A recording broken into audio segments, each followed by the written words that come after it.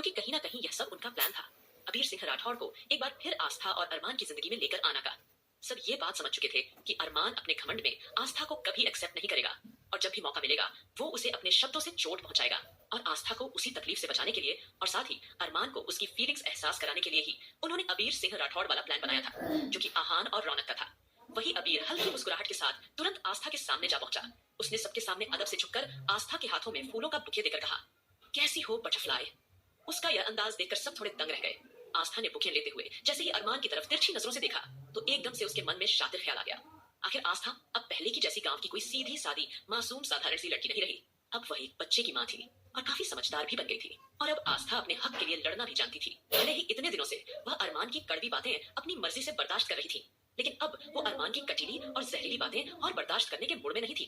इसलिए आस्था हल्की स्माइल करते हुए अबीर के हाथों से वह फूल का गुलदस्ता लेकर आश्चर्य से बोली, अरे अबीर जी, आप यहाँ? आपने तो बड़ा अच्छा सरप्राइज दिया। आइए ना, बहुत अच्छे टाइम पर आए हैं आप। चलिए साथ में नाश्ता करते हैं। आस्था ने जैसे ही हल्की मुस्कान के साथ अबीर को ब्रेकफास्ट के लिए इनवाइट किया तो वैसे ही अबीर फट से बोला, वाओ, नाश्ता, बटरफ्लाई। आप नहीं जानती मैंने आपके हाथों से बनाए गए स्वादिष्ट खाने को कितना मिस किया। चलो बेहतर है पहले नाश्ता कर लेते हैं। अबीर और आस्था की केमिस्ट्री, जुगलबंदी देखकर अगले ही पल अरमान की आंखें ऐसी हो गईं जैसे वो अभी के अभी उन दोनों को अपनी नजरों से झलाकर राख कर देगा। अरमान के चेहरे पर इरिटेशन भांपते हुए नानी माँ नाटक को कंटिन्यू करते हुए आगे आई। उन्होंने अबीर के सर पर हाथ फेरते हुए कोमलता से कहा, अरे अबीर बेटवा, तुमने तो बहुत बड़ा सरप्राइज दे दिया।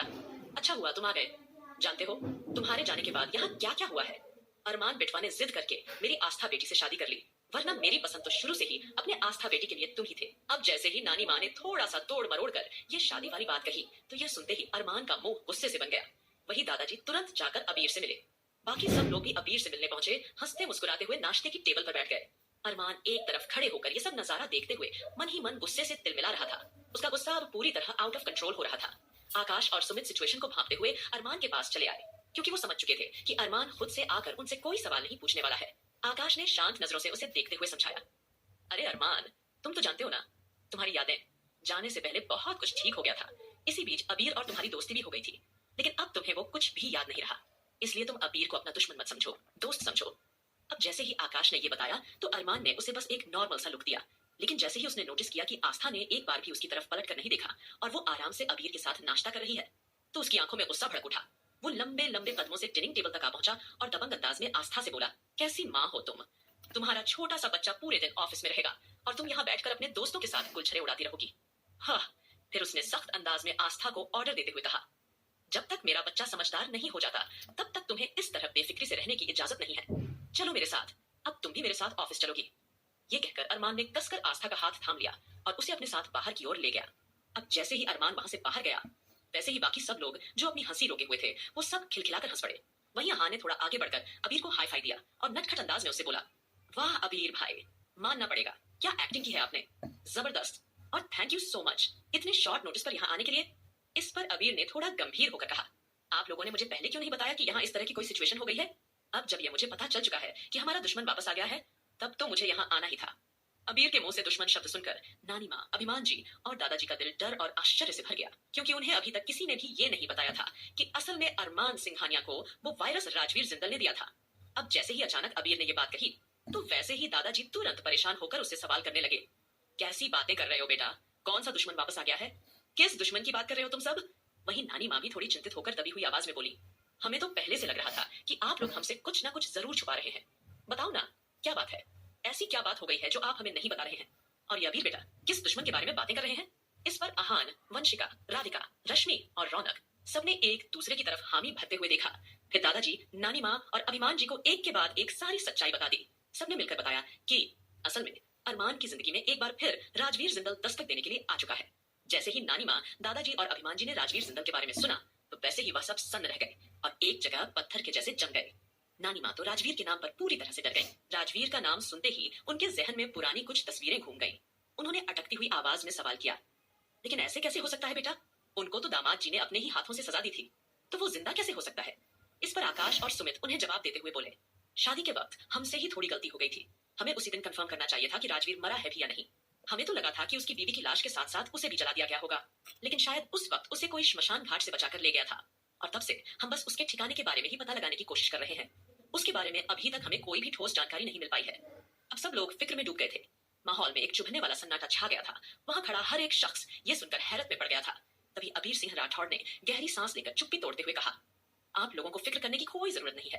मैंने बहुत पहले ही अपने सोर्सेज को एक्टिव कर दिया है। बहुत जल्द राजवीर की पूरी डिटेल्स हमारे हाथों में होगी, लेकिन तब तक हमें अरमान के मूड को हैंडल करना होगा। भले ही जलन और इनसिक्योरिटी के कारण आज वो आस्था को अपने साथ ले गया है, लेकिन अभी तक वह उसे अपनाने के लिए तैयार नहीं है, क्योंकि उसकी यादों के साथ बहुत बुरी तरह से छेड़छाड़ की गई है, जिन यादों में आस्था उसकी जिंदगी में कभी आई ही नहीं थी। और अगर हमें वो यादें वापस लानी है तो हमें राजवीर की सोच से आगे रहना होगा। तो पहले हमें यह पता लगाना होगा कि उसका अगला प्लान क्या है। कहीं ना कहीं इस सवाल पर सबका दिमाग जोरों से चल रहा था।